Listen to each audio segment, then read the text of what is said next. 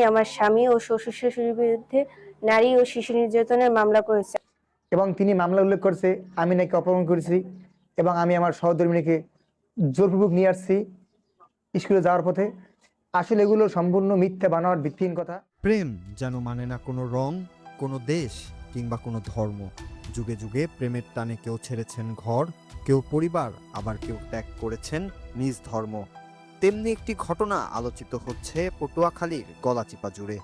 গলাচিপা থানার বাঁশবাড়িয়া গ্রামের মেয়ে সজনী রানীর সাথে প্রেমের সম্পর্ক গড়ে ওঠে স্থানীয় মুসলিম যুবক ইমরান হোসেনের সাথে।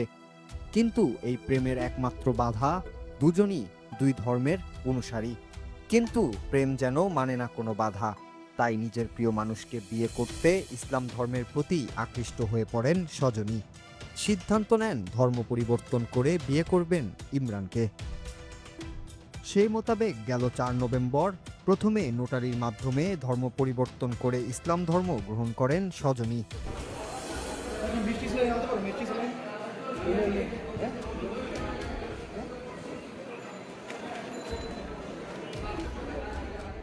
এরপর নতুন নাম দেওয়া হয় আয়েশা সিদ্দিকা।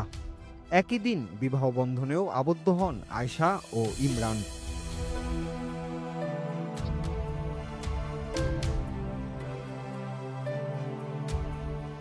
বলেন লা ইলাহা লা ইলাহা ইল্লাল্লাহু ইল্লাল্লাহ মুহাম্মাদুর রাসূলুল্লাহ।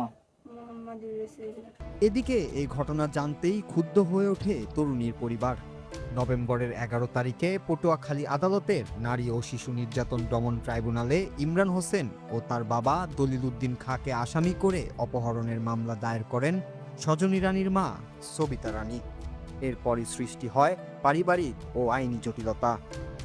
সেই জটিলতায় এক প্রকার পালিয়ে বেড়াচ্ছেন নববিবাহিত আয়েশা ও ইমরান। পরিবারের চাপ, আইনি জটিলতা ও পুলিশি হয়রানির ভয়ে স্বাভাবিক জীবনে ফিরতে পারছে না এই যুগল।